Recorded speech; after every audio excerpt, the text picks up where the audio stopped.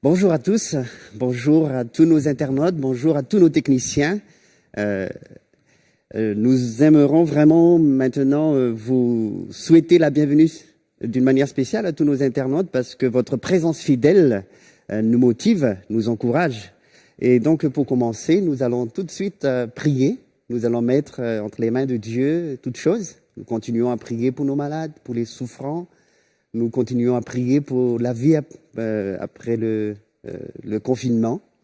Et donc, je cède la parole à Daniela qui va prier maintenant. Prions. Père Céleste, merci de nous avoir réunis ce matin derrière les écrans, ici. Merci de nous avoir accompagnés durant cette semaine. Merci de nous avoir gardés. Nous voulons te présenter tous les malades, tous ceux qui souffrent, tous ceux qui se posent beaucoup de questions, comme nous tous, soit avec eux particulièrement proches, soit avec nous tous. Nous voulons te prier d'être avec nous pendant ce culte, de nous guider grâce à ton Esprit Saint, d'être avec nous lorsque nous ouvrons ta parole, grâce à laquelle tu t'es fait savoir, tu t'es fait connaître. Merci pour ton amour, ta fidélité, ta patience avec nous. Au nom de Jésus-Christ, Amen. Amen. Donc aujourd'hui, nous continuons cette étude et c'est une joie pour nous de savoir que nous sommes déjà à la 9e leçon de cette leçon, comment interpréter les Écritures. Et nous avons avec nous Daniela Gelbrich, qui est donc la professeure de l'Ancien Testament à la faculté adventiste de théologie de Collonges. Bienvenue Daniela. Merci. Je vous rappelle donc que nous avons eu 6 professeurs jusque-là, et c'est un privilège. Et nous allons aborder la 9e leçon, la création, la Genèse comme fondement. J'aimerais juste, pour rappel, pour nous aider donc à nous situer, rappeler quelques points. Je ne peux pas tout rappeler ce que les professeurs nous ont présenté, et pour cela j'invite nos internautes à visionner les vidéos sur notre site de l'église du campus. Je me rappelle de ce que disait Rivan dos Santos, que la Bible, elle présente une cohérence incroyable. C'est le livre le plus lu, le plus traduit, et malgré sa complexité, il y a une grande cohérence. Je pense aussi à ce que disait Roland Meyer, que lorsque nous nous approchons de la Bible, nous nous approchons dans un état d'esprit de lien de ce Dieu de l'Amen qui nous porte.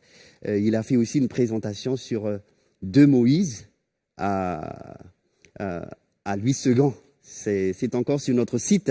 Je pensais à ce que disait Lucas Marulli lorsqu'il disait qu'il y a une différence entre la compréhension et l'interprétation, et qu'après la résurrection, il y a la compréhension a beaucoup évolué, d'où l'importance du Saint-Esprit et aussi de l'humilité.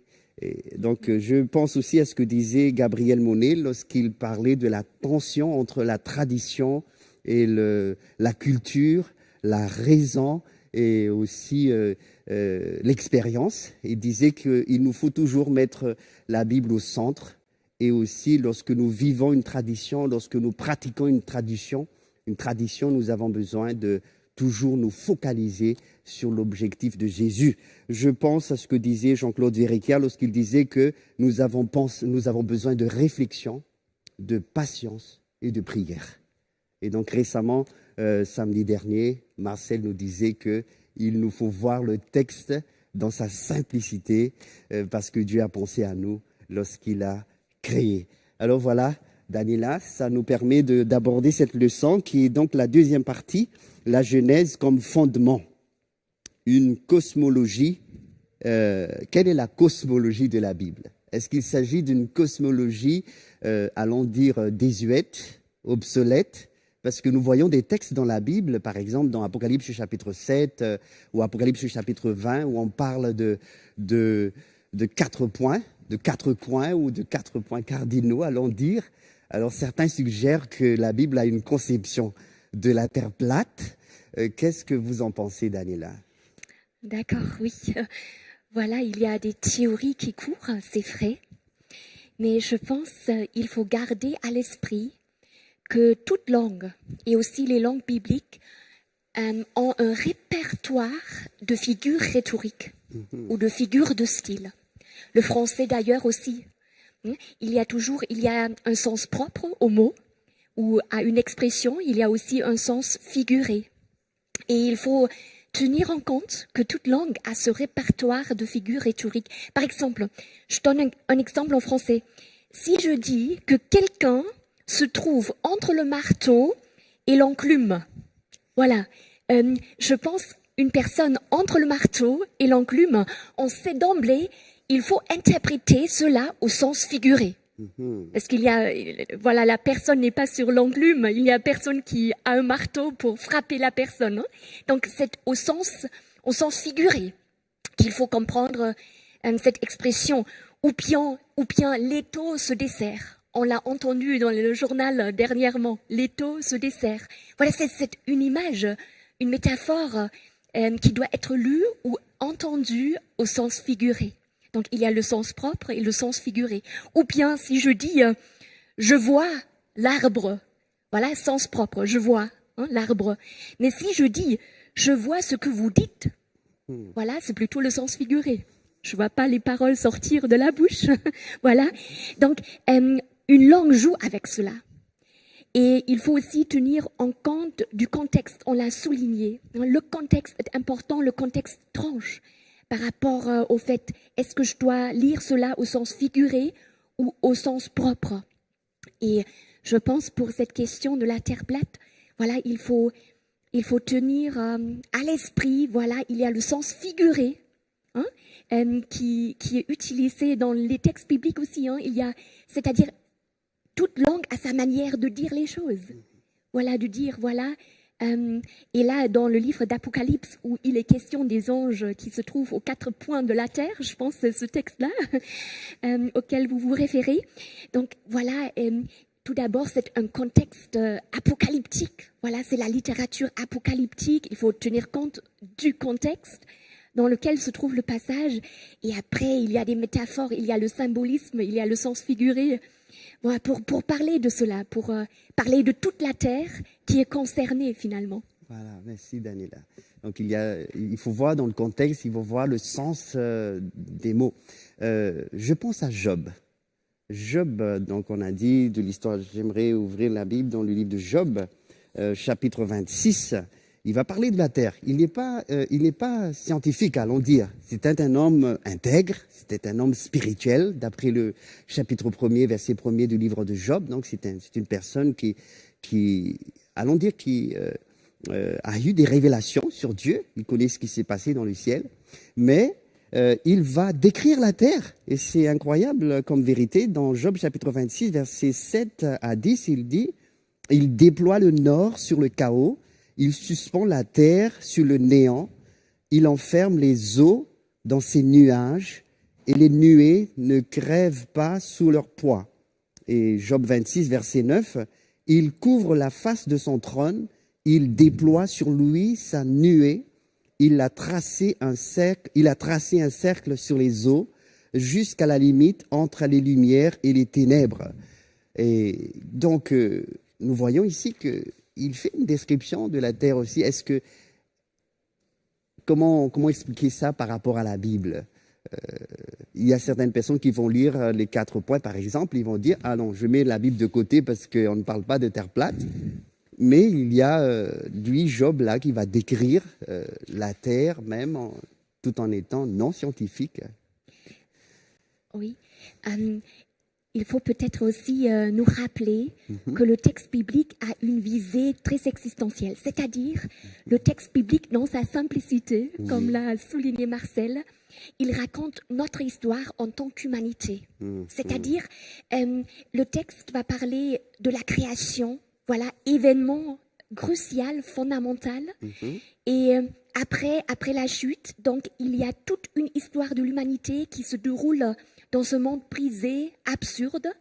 Et je pense le texte vise notre dilemme. C'est vraiment l'intérêt du texte, c'est de nous raconter notre histoire et de présenter la solution apportée par Dieu. Le texte est relationnel, le texte est existentiel. Et voilà, mais quand même, il pose un cadre dans lequel nous vivons. Dieu crée le réel et nous vivons dans ce réel, mais après la chute. Donc, il y a quand même une réalité qui a changé au cours du temps. Et je pense que le texte est préoccupé par cela. Mais malgré tout, il y a des expressions concernant un peu le cosmos, la Terre. Mais là, le Job écrit d'une manière très poétique.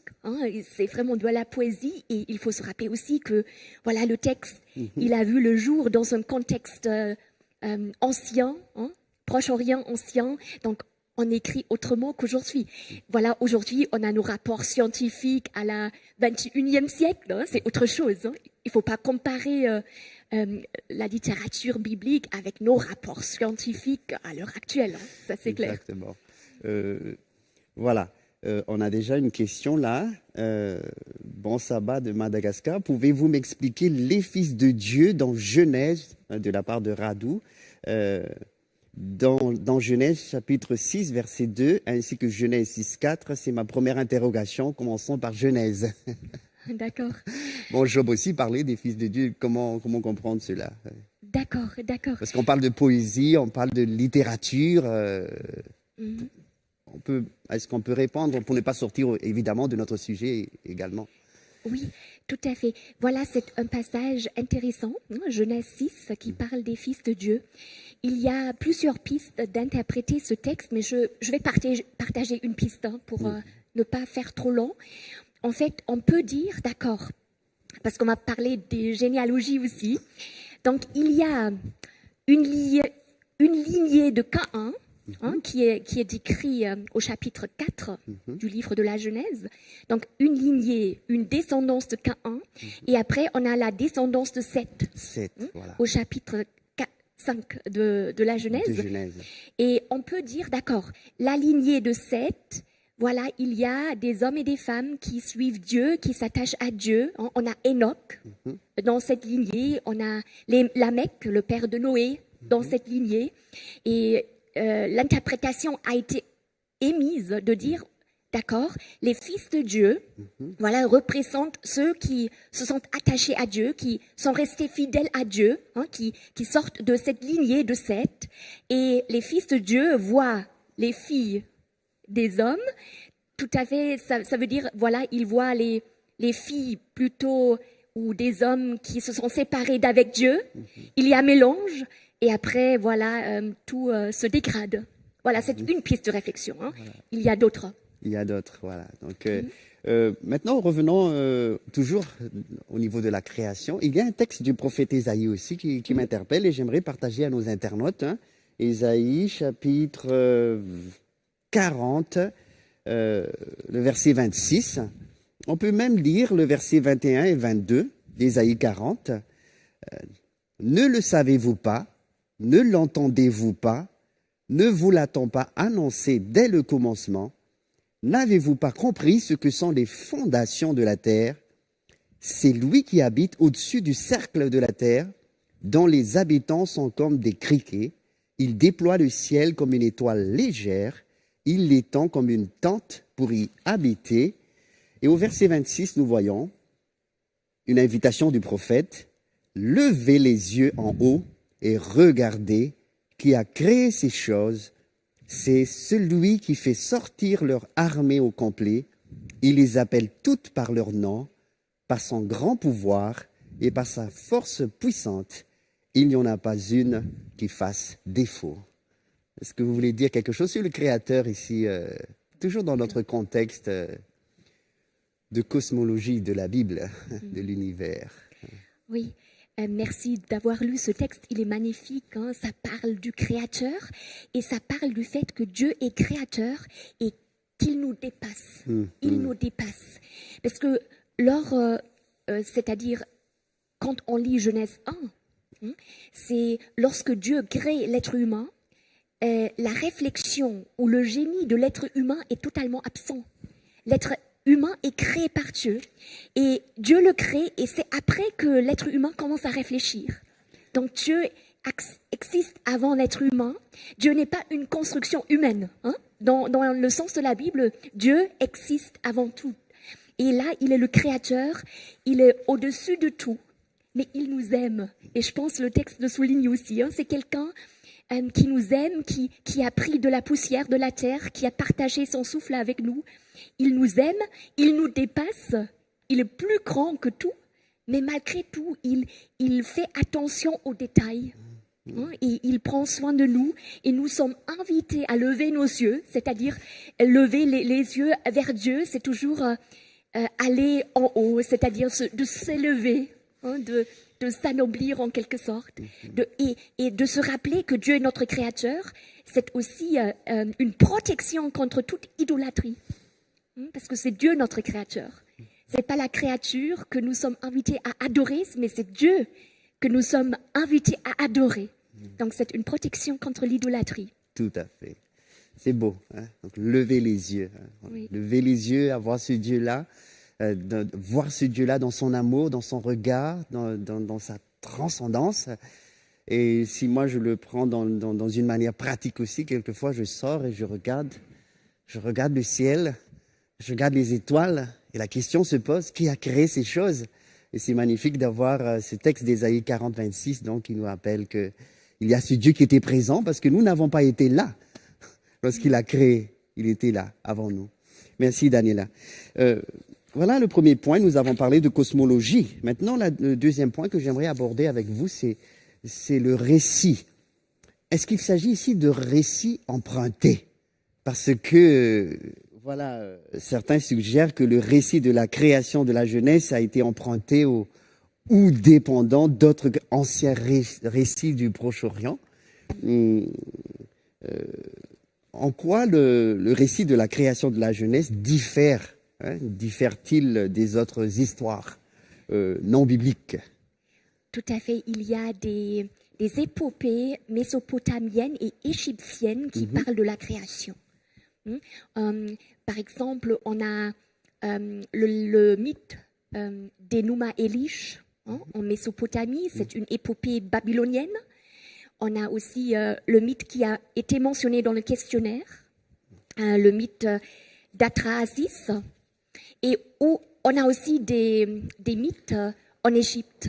Mais ça dépend plutôt de la ville. Hein. Il y a un mythe de d'Héliopolis et voilà, il y a d'autres mythes en Égypte aussi. Et c'est vrai, ça parle de la création.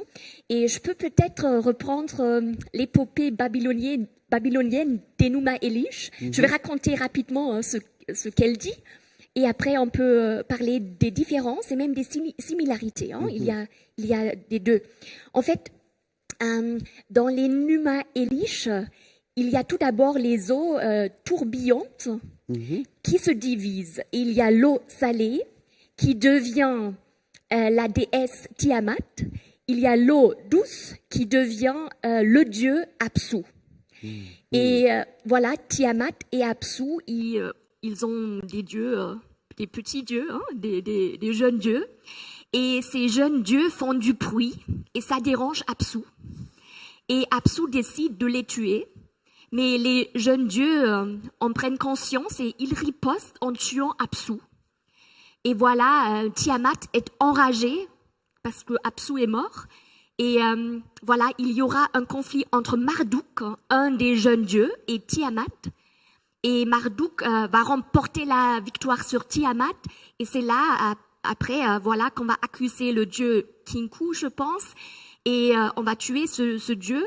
Et on va créer, ou Marduk qui a gagné la prééminence sur les jeunes dieux, Marduk va créer l'humanité à partir du sang de ce dieu tué, massacré. À peu près, hein, c'est plus complexe que ça, mais c'est un peu la ligne directrice de cette épopée. Et on voit d'emblée, voilà, l'épopée babylonienne est polythéiste. Hein. Il y a beaucoup de dieux, il y a un conflit entre les dieux, il y a la concurrence, il y a le meurtre. Et dans le texte biblique, il y a un seul Dieu qui crée il n'y a pas de conflit. Le texte est pacifique. Hein. C'est un Dieu qui est amour, qui va créer d'une manière très, très ordonnée. Le texte est très ordonné et séquentiel. Donc, il y a cette différence entre polythéisme et monothéisme, tout d'abord.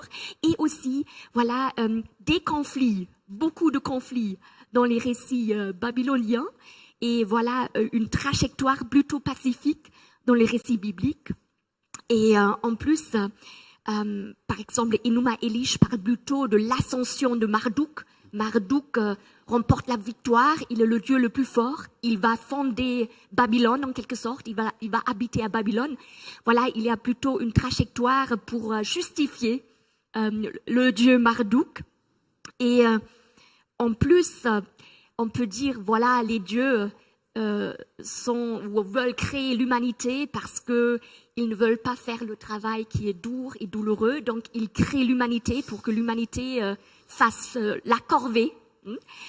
Et dans le récit biblique, Dieu crée l'être humain à son image et il partage sa dignité royale avec l'être humain, c'est-à-dire le travail, c'est un travail plaisant, c'est-à-dire ils peuvent jardiner dans le jardin, c'est-à-dire c'est une vie tout à fait différente, c'est un Dieu qui partage, qui n'est pas violent, qui n'est pas égoïste.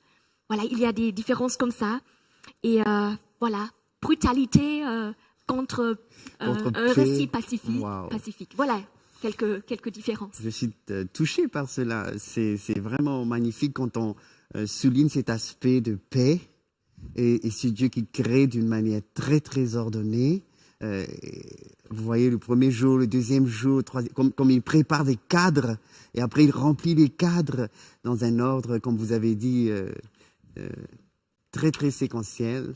Et nous voyons aussi ce Dieu qui est très paisible et qui a l'intention d'amour, qui donne la vie et qui bénit, qui donne la gestion à l'homme. Merci Daniela de nous rappeler cela. Et nous avons déjà une question ici, je ne sais pas si c'est encore dans notre contexte. Oui. La question c'est, Dieu, de la part de Jean-Marc, Dieu a-t-il créé la terre il y a 6000 ans ou la terre existait-elle bien avant? C'est une question difficile, c'est vrai. Je ne peux pas répondre, je ne peux pas donner un chiffre. Datation. Oui, exactement. Mais personnellement, je crois que la Terre est plutôt jeune, mais je ne peux pas avancer un chiffre, une date. Ça reste ouvert. Wow. Ça reste ouvert. Ça, Je laisse ouvert. Et parce que la création est un événement raconté par la Bible et aussi raconté par les épopées mésopotamiennes, etc. Ou même, notre manière de raconter le début de notre histoire, c'est plutôt par le Big Bang. Hein. Mais tous ces événements sont très très loin de nous. Hein. Et personne n'a assisté à la création, c'est-à-dire il y a vraiment un décalage qui est grand entre nous actuellement et la création. Donc, je crois personnellement que la Terre est jeune, mais je ne peux pas avancer une date précise. Hein. On a une certaine généalogie dans la Bible, c'est vrai. Mais je reste prudente. Je reste prudente. J'aimerais citer dans la leçon de notre questionnaire de 25 mai qui nous dit, et c'est juste pour toujours dans le sens de ce que vous venez de nous présenter, le récit biblique est sublime dans sa description d'un Dieu omnipotent qui donne à l'humanité un objectif plein de dignité dans un monde parfait. Cette différence radicale a poussé les chercheurs à conclure qu'en fin de compte, ce sont des récits cosmogoniques très différents. Voilà. Maintenant, est-ce qu'on peut parler aussi de la formulation de Genèse, chapitre 1er, versets 14 à 19 ? Je pense que ce texte aussi corrige des erreurs. Allons voir Genèse, chapitre 1er, le verset 14 à 19. Genèse, chapitre 1er, le verset 14 à 19. Dieu dit qu'il y ait des luminaires dans la voûte céleste pour séparer le jour et la nuit, qu'ils servent de signes pour marquer les rencontres festives, les jours et les années, qu'ils servent de luminaires dans la voûte céleste pour éclairer la terre. Il en fut ainsi. Dieu fit les deux grands luminaires, le grand luminaire pour dominer le jour et le petit luminaire pour dominer la nuit, ainsi que les étoiles. Dieu les plaça dans la voûte céleste pour éclairer la terre, pour dominer le jour et la nuit, et pour séparer la lumière et les ténèbres. Dieu vit que cela était bon. Il y eut un soir, il y eut un matin, 4e jour. Est-ce qu'on peut trouver ici quelque chose qui va nous aider au sujet donc, de Dieu, de lui-même et de ses créatures? Oui, c'est-à-dire, là, le texte parle de la petite lumière et de la grande lumière. Et c'est étonnant, parce qu'en hébreu, on a un mot pour soleil et on a un mot pour lune. Les deux mots existent. Et on a l'impression qu'ici, en parlant de la grande lumière et de la petite lumière, le texte souhaite nous dire le soleil et la lune ne sont pas des divinités, ce sont des créatures données par Dieu à l'humanité. C'est un nom de Dieu à l'humanité, ce ne sont pas des divinités. Mais on sait, dans le contexte du Proche-Orient ancien, le soleil a été adoré. C'était une divinité adorée. Donc le texte fait une différence ici en disant non, c'est une grande lumière, une petite lumière, voilà, que nous pouvons utiliser. Ça va faire pousser toute la belle nature que nous avons autour de nous. Voilà, et le texte l'accentue. Voilà. Parce que Dieu est le créateur. Et le texte va nous dire que, je pense surtout au chapitre 2, que l'être humain est créé pour adorer Dieu, pour vivre en communion avec Dieu. Donc, c'est notre essence, c'est là. Et le chapitre 1 et le chapitre 2 racontent une phase de l'histoire humaine qui fait partie de notre patrimoine, je dirais, ça fait partie, mais on vit au-delà de ça, c'est-à-dire Genèse 3 va raconter cette rupture avec Dieu. Donc, on vit autre chose aujourd'hui. On n'est plus dans cette réalité-là qui est décrite au chapitre 1 et 2. Mais Dieu est notre Dieu et donc on a été créé pour adorer Dieu. Et l'adoration, ça va être un thème important pour le reste de l'histoire biblique. Merci. L'adoration. Nous avons une question de Neil ici. Est-ce possible de penser que les récits des religions de l'Ancien Orient ont une origine commune à celle de la Bible, mais ont dévié, d'où Dieu a voulu rétablir la vraie histoire? D'accord, c'est une question intéressante. Voilà, on peut peut-être avancer l'hypothèse que voilà, il y a l'événement de la création, après aussi le déluge, qui est raconté par les récits mésopotamiens. Et on peut dire peut-être que voilà, les peuples en Mésopotamie ont gardé un souvenir de la création, un souvenir du déluge, et l'ont raconté à leur manière, avec leur philosophie, avec leur construction. Parce que voilà, le panthéon des dieux babyloniens, voilà, en quelque sorte, c'est une construction de l'humain, c'est-à-dire on a les dieux. Voilà, on a créé quelque chose, on a donné sa propre philosophie à tout cela. Pourquoi pas? Pourquoi pas? Voilà, c'est une référence, au fait. Voilà, il y avait création, il y avait déluge.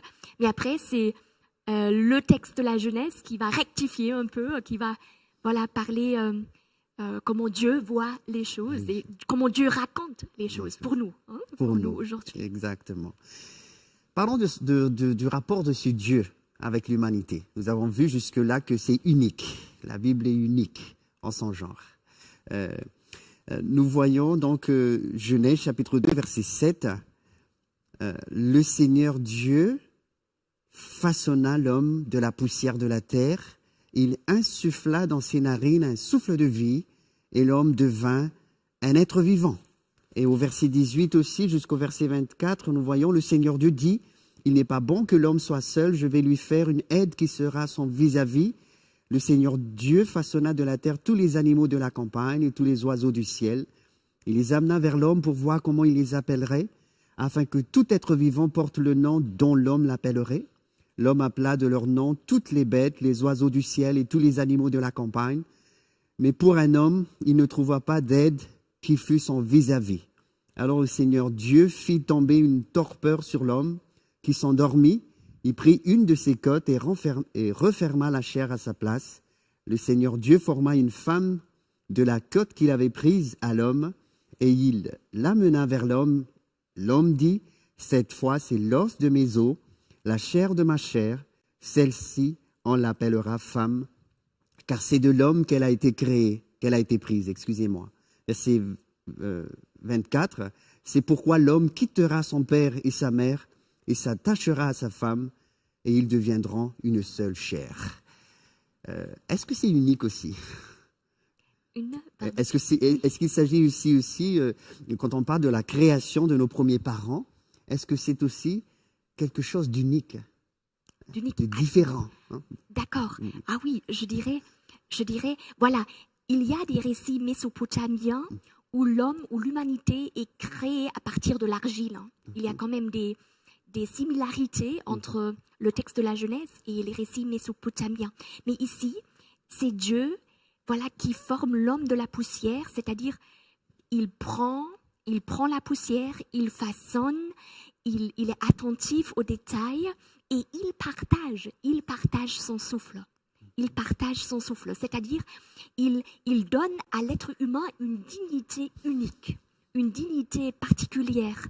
Et Dieu crée l'être humain en tant que partenaire, aimé, chéri, apprécié. Voilà, c'est très très beau. C'est beau. Et le seul ou le premier être que l'être humain ou l'homme voit, c'est Dieu. Hein? C'est-à-dire cette relation entre l'être humain et Dieu, elle est primordiale.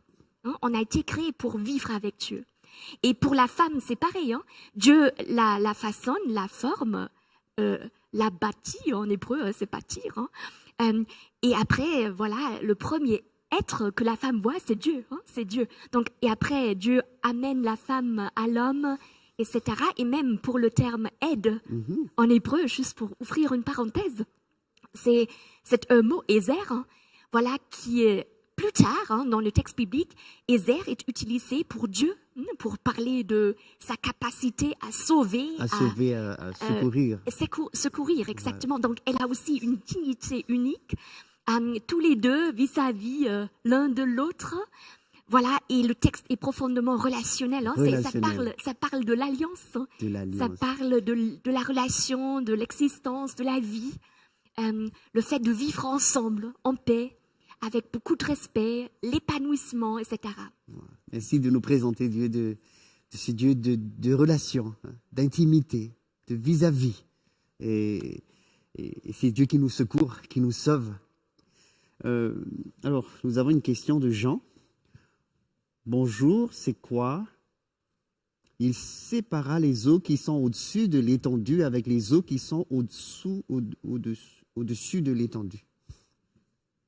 Qu'est-ce qu'on peut dire? Donc là, il parle de la création où Dieu va séparer l'eau au-dessus et en bas pour mettre de l'espace pour que les oiseaux puissent voler. Qu'est-ce qu'on peut dire ici ou autre chose? D'accord. Dans Genèse 1, ça parle du chapitre 1 de la Genèse. Dieu crée l'espace et après, il remplit l'espace. C'est vraiment un récit très, très ordonné, très rythmé.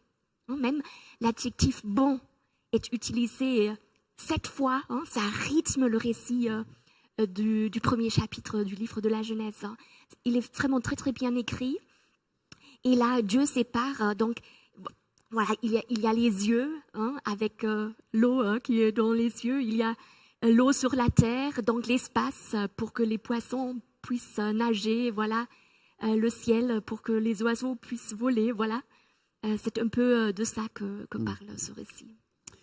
Oui, Daniela. Il y a des milliers d'années, le récit biblique de la création était donc en décalage avec la culture dominante. Aujourd'hui, le récit biblique de la création est en décalage aussi avec la culture dominante. Est-ce que cela doit nous surprendre? Voilà, chaque époque a sa philosophie. Hein. Chaque époque essaye de comprendre la vie. Et on voit que l'être humain a besoin de connaître ses débuts. Parce que la question de nos débuts, d'où est-ce que nous venons, cette question est importante. On a soif de comprendre. Et c'est pourquoi, voilà, c'est clair, chaque époque propose sa manière de voir les choses. Et on vit dans ce monde absurde. Dieu, voilà, il est écarté, c'est vrai. Hein? On essaye de trouver autre chose pour contourner Dieu, hein, c'est clair. C'est aussi un peu notre dilemme en tant qu'être humain. Hein?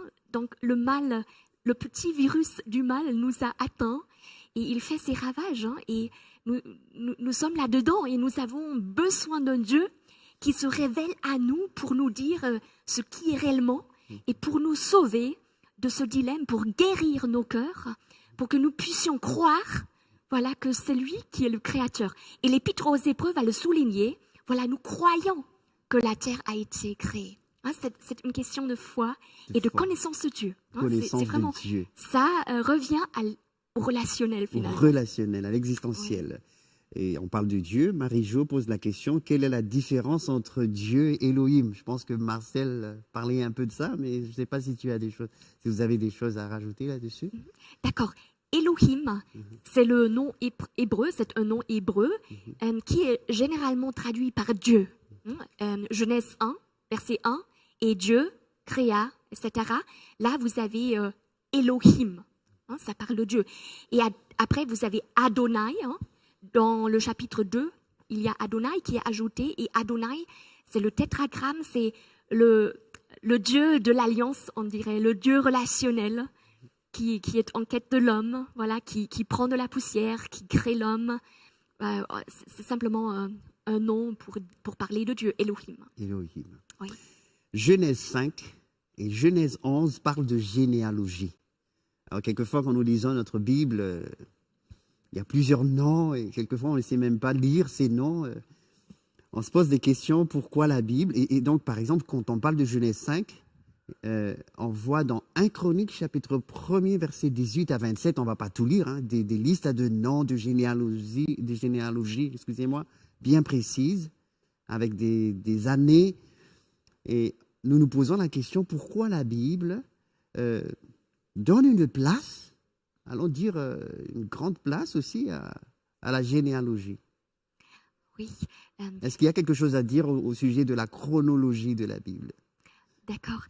Voilà, les généalogies ont leur place dans la Bible, surtout dans le livre de la Genèse. Hein. Genèse, généalogie, hein. Ah oui. Ça résonne déjà.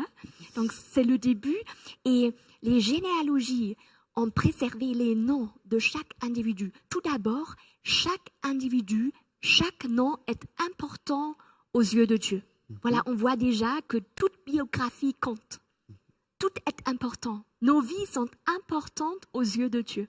On a la famille, hein, c'est la famille, parce que notre histoire commence avec une famille qui a retiré sa confiance à Dieu. Voilà, ça commence avec une famille. Et après, voilà, ça continue avec la famille.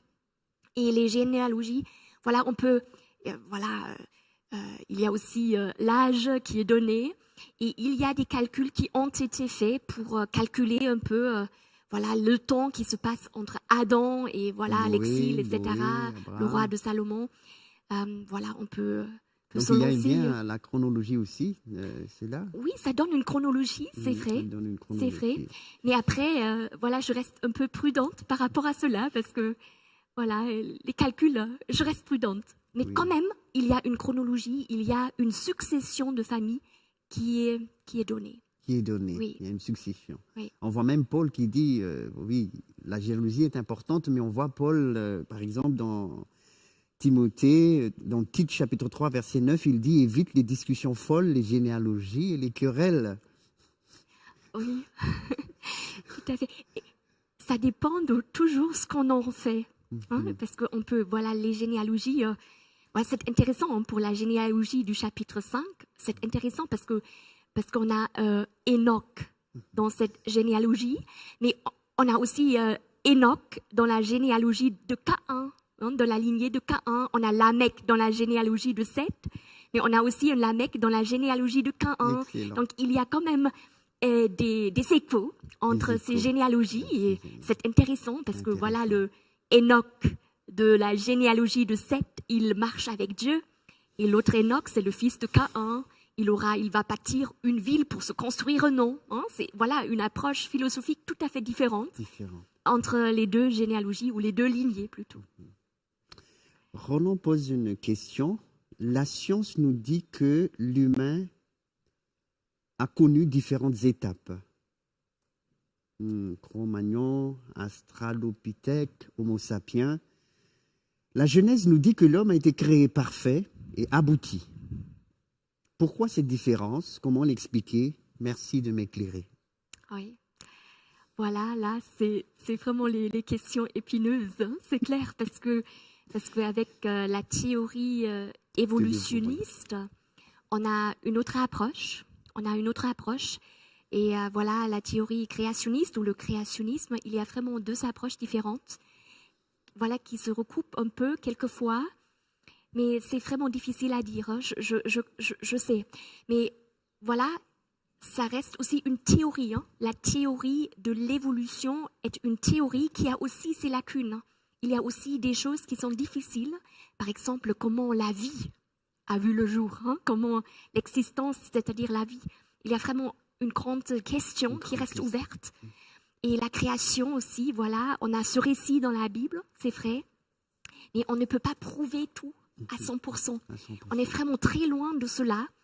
Et voilà, je respecte les scientifiques, hein, il n'y a pas de problème, mais moi, j'opte, hein, c'est un choix que je fais. Je choisis cette création que la Bible me raconte, mais c'est un choix que je fais avec tout le respect que j'ai pour la science, parce que Dieu nous invite à réfléchir, à explorer, à découvrir la nature dans laquelle nous sommes. Voilà, donc, mais je ne peux pas résoudre toutes les questions scientifiques. Je ne suis pas scientifique tout d'abord, mais je lis avec intérêt toutes les approches qui existent dans ce monde. Voilà, et il y a beaucoup d'interrogations, hein, des questions qui restent ouvertes. Voilà. La Bible donc nous parle de création intelligente. On a une autre question aussi qui vient. Dieu place le grand et le petit luminaire, on en a parlé tout à l'heure, le 4e jour. Que sont les 3 premiers, sachant que le jour est fixé par la rotation de la Terre face au Soleil? Merci. D'accord. Oui. Là, oui. Premier jour, il y a eu lumière, un soir, il y a eu un matin, il y a eu un soir et un matin, et puis 4e jour, Dieu va mettre pour fixer donc le temps. Qu'est-ce qu'on peut dire par rapport à cela? Oui. Voilà, tout d'abord, voilà, c'est un texte qui est bien structuré, hein, on l'a déjà dit. C'est bien fait. Et voyez, peut-être, comment dire, il y a certainement des explications qui ont été avancées pour expliquer ce décalage. En tout cas, Dieu était là. Dieu est là, exactement. C'est lui qui va créer la lumière, qui lui va définir les temps, il va fixer, voici la nuit, le jour. Et c'est lui qui va déclarer, voilà, le premier jour, c'était très bon. Donc voilà, il va...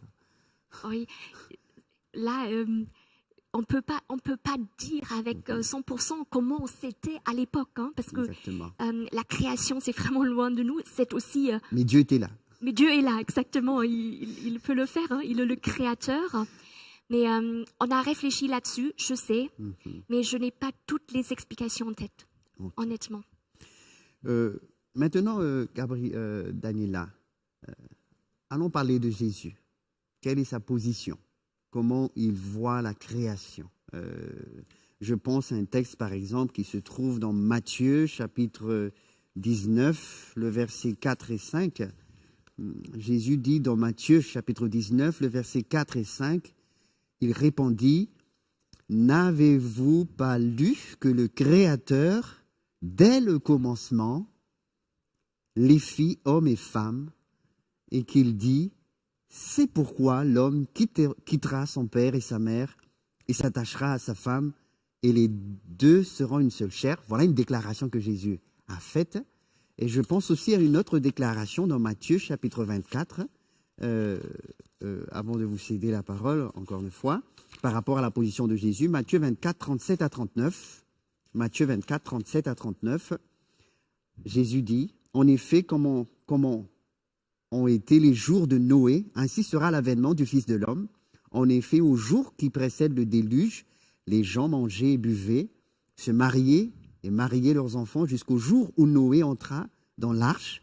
Et ils ne se doutèrent de rien jusqu'à ce que le déluge vienne et les emporte tous. Il en sera de même à l'avènement du Fils de l'homme. On voit bien Jésus parler de la création et parler du déluge. Oui. Qu'est-ce qu'on peut dire par rapport à son affirmation au sujet de la création? Pour le Christ, la création était un événement réel. Donc, pour le Christ, le Créateur a créé l'homme et la femme. Et aussi, c'est-à-dire le déluge, c'est un événement pour les auteurs du Nouveau Testament qui était réel ou qui est considéré comme réel. Ça, il y a des pistes dans le Nouveau Testament. Et aussi, le Nouveau Testament va dire, c'est le Christ qui a tout créé. Tout a été créé en Christ. Donc, le Créateur parle de lui-même en quelque sorte. Et il vient pour rappeler à ses contemporains que notre histoire a un commencement, commence avec Dieu, avec la création, avec le Créateur. Et il y a aussi ce visé par rapport au salut. Donc, il y a une nouvelle création faite par le Christ. Il est le créateur du monde, mais il est aussi le créateur de l'être humain, le récréateur de l'être humain. Amen. Donc, ça parle vraiment de cette histoire existentielle, notre dilemme, notre cœur qui a besoin d'être guéri, d'être renouvelé, d'être vraiment bousculé, transformé. Transformé, oui, voilà, parce que Dieu, on connaît notre origine, d'où nous venons et où allons-nous. Voilà. Oui. Jean nous pose une question. Je voudrais savoir, l'homme endormi de la Genèse 2, il s'est réveillé à quel moment, s'il vous plaît? D'accord. Voilà, le texte ne le précise pas, donc le texte reste silencieux. Le texte, en fait, même par rapport à la question précédente, le texte ne s'intéresse pas forcément aux détails scientifiques qui nous intéressent à l'heure actuelle. C'est un texte qui est très très beau, qui est très simple et qui raconte, voilà, Dieu a créé. Dieu a créé. Et Dieu a créé l'être humain. L'homme s'endormit, c'est vrai. Donc, lors de la création de la femme, l'homme est endormi. Donc, son génie est absent. C'est Dieu qui crée la femme. C'est pas l'homme qui crée la femme à son image ou comment il la veut. Donc, c'est beau, mais le texte ne précise pas quand l'homme s'est réveillé. C'est pas important. C'est pas important. Je pense à Paul aussi. Nous avons parlé de Jésus, de sa position. Il se réfère d'une manière réelle à la création et au déluge. Paul, il y a un texte qui m'interpelle dans Romains chapitre 1er, verset 20, Daniela. Le texte dit comme ça, en effet, ce qui est chez lui est invisible, sa puissance éternelle et sa divinité se voient fort bien depuis la création du monde, quand l'intelligence le discerne par ses ouvrages. Ils sont donc inexcusables. Que pensez-vous de ce texte? Oui, là... Ça veut dire qu'on peut être inexcusable si on ne croit pas parce que les choses sont claires. D'accord. Mais quand on regarde la création, il y a beaucoup de choses qui épatent.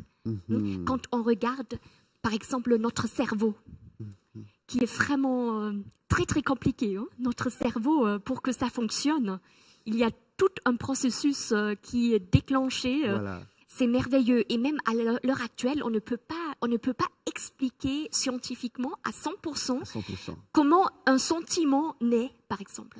Pourquoi nous avons des sentiments? Voilà, ça reste un mystère. Il y a beaucoup de mystères autour de la création et même l'être humain, comment il fonctionne, c'est merveille, c'est sublime. Et même notre capacité à être résilient est extraordinaire. C'est-à-dire la psychologie de l'être humain, cette résilience, c'est extraordinaire.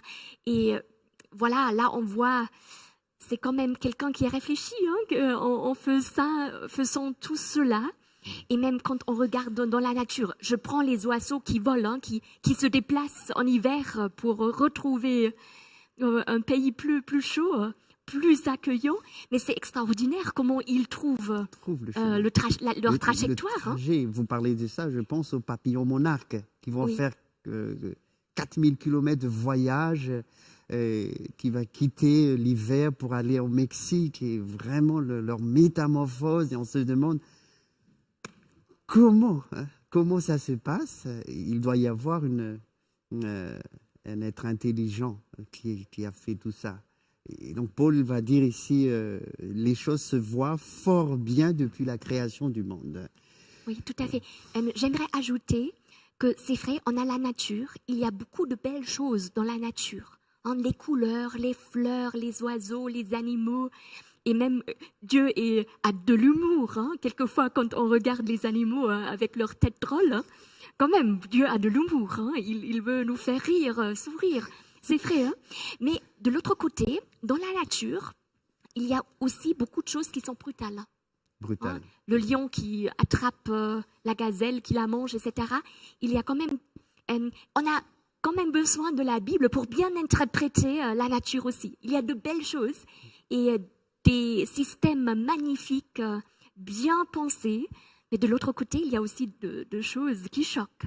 Donc, on a besoin du texte biblique pour comprendre, pour nous retrouver dans ce monde dans lequel on est. Hein. Donc, Dieu se révèle. Il se révèle en tant que créateur. Notre histoire commence avec lui. Il nous aime. Et il nous considère comme des partenaires, comme des vis-à-vis. Mais il parle à notre intelligence. Parce que la foi, c'est quelque chose d'intelligent. Cette capacité à réfléchir, c'est vraiment merveilleux. Et Dieu nous invite à réfléchir. Et à bien regarder les choses, ce monde, cette terre. Vous parlez de la foi. J'ai une chose, peut-être on peut conclure avec cela. Quelles sont les limites de l'approche scientifique moderne? Quand je parle de l'approche scientifique moderne, je parle voilà, pour la science scientifique, pour l'approche scientifique moderne, c'est qu'on ne peut pas invoquer des moyens surnaturels pour expliquer les événements naturels. Alors, Oui. quelles sont les limites? Est-ce que la question est... Oui. C'est-à-dire les scientifiques, je pense, ils cherchent. Ils se posent des questions. Mais la science, et peut-être qu'on le voit actuellement avec le coronavirus, parce que la science, là, elle touche à ses limites et on a des déclarations voilà, qui se contredisent aussi. Hein. On tâtonne au mur. Et je pense, voilà, en tant qu'être humain, nous sommes limités. Nous sommes limités. C'est Dieu qui nous dépasse, aussi le monde, en quelque sorte. Hein. Et là, il y a des limites. Il y a des limites parce qu'on ne peut pas, c'est-à-dire lorsqu'on exclut Dieu, en quelque sorte, on exclut une donnée qui est importante, au moins pour la Bible aussi. On croit voilà, à la Bible, voilà, il y a une donnée qui est déjà écartée. Et la vie est trop complexe pour la réduire à tout ce qui est visible et expérimentable. C'est vraiment difficile. Par exemple, on peut pas... On essaye d'expliquer pourquoi une personne tombe amoureuse d'une autre personne. On essaye d'expliquer cela d'une manière scientifique, mais il y a toujours quelque chose qui nous échappe, qui dépasse les données scientifiques, les processus chimiques dans le cerveau, etc., etc. Donc, il y a quelque chose qui nous échappe. Et donc, nous sommes limités en tant qu'êtres humains. Nous sommes vraiment limités. Et on voit cela à travers l'histoire de l'humanité. La science a changé. Hein. C'est-à-dire, ça dépend. Il y a une découverte qui est faite et tout est bousculé, ce qui était là avant. Hein. Donc, la science progresse, c'est vrai. Mais après, toute une théorie est écartée, hein, parce qu'il y a quelque chose de nouveau qui a été découvert. Donc, voilà. C'est pas le dernier mot. Il n'y a jamais le dernier mot. Ouais, on est en quête hein, de chercher. Voilà. Voilà, on est limité. Hein, on est limité et Dieu n'est pas limité. Tout à fait. Et ça nous invite à l'humilité aussi devant le texte biblique. Hein, on est limité. On a juste quelques minutes. Il y a Audace qui nous pose une question. La guerre dans le ciel a lieu avant la création. Si Satan est précipité sur la terre, cela veut dire que la terre existe longtemps avant la création de l'homme? D'accord, ok. Voilà. Je pense cette question fait référence au passage du livre de l'Apocalypse, hein, Apocalypse chapitre où 12. Satan exactement est précipité sur la terre. Mhm. Voilà, je laisse cela ouvert, mais je pense aussi que, voilà, que lorsque le Christ a été crucifié, Mhm. a donné sa vie sur la croix pour nous, en fait, il y avait aussi, parce que dans le livre de Job, on voit que Satan, si on prend cela, a accès au ciel, hein, mais je pense qu'il a été chassé du ciel à ce moment-là. Hein. Mais je laisse ouvert parce que le texte est très flou, hein, le texte n'est pas forcément très très précis là-dessus, mais c'est clair, voilà, que Satan, voilà, il n'a plus accès au ciel en quelque sorte. Hein, le Christ a remporté la victoire, a donné sa vie, donc la rédemption est devenue une réalité Une fixe. réalité, Tout et à fait. que Jésus est ressuscité. On a juste 3 minutes. Une dernière question de la part de Jean. Bereshit bara Elohim. Pourquoi dans la Bible c'est écrit au commencement créa Dieu au lieu d'écrire au commencement créa Dieu? Petit D. Je vois pas bien la question. Est-ce que toi tu comprends ce que la question veut dire? Ah d'accord. C'est peut-être parce que Dieu, Elohim en hébreu, ça parle de Dieu, le Dieu créateur. Hein. Elohim, mais Elohim, c'est un pluriel en hébreu, c'est peut-être une allusion à cela, parce que D avec minuscule, hein, c'est ça? Parce que Elohim peut être traduit par des dieux, hein, c'est un pluriel. Hein. Par exemple, dans le Décalogue, le texte dit « Tu n'auras pas d'autre Dieu devant moi ». Devant moi. Voilà, Oui. il y a aussi Elohim, hein, c'est le contexte qui tranche. C'est toujours le contexte qui tranche. Mais dans Genèse 1, voilà, c'est le Dieu avec majuscule. Hein, c'est le Dieu de tout, hein, qui crée la terre, les cieux. Merci beaucoup, Daniela. Vous avez parlé au début de ce Dieu qui crée d'une manière pacifique, très ordonnée et très relationnelle. Ce Dieu qui nous crée, comme David a dit dans le psaume 139, une créature merveilleuse. Nous avons appris beaucoup de choses de la Bible. Avez-vous un mot pour conclure? Voilà, j'aimerais souligner que c'est un Dieu qui nous aime et qui nous chérit et qui est en quête de l'être humain à partir de ce qui s'est produit dans Genèse 3. Je pense qu'il est en quête de nous, il nous cherche, mais il respecte notre liberté. C'est vraiment un Dieu qui est respectueux devant notre liberté et toute relation doit être fondée sur la liberté, sur l'amour, sur la responsabilité. Et je pense qu'il souhaite que nous soyons des êtres responsables, aimants, qui le choisissent de nos libres arbitres, de nos libres crés. Merci beaucoup. Et merci beaucoup à nos internautes aussi. Voilà, pour aujourd'hui. Merci à vous, Franck.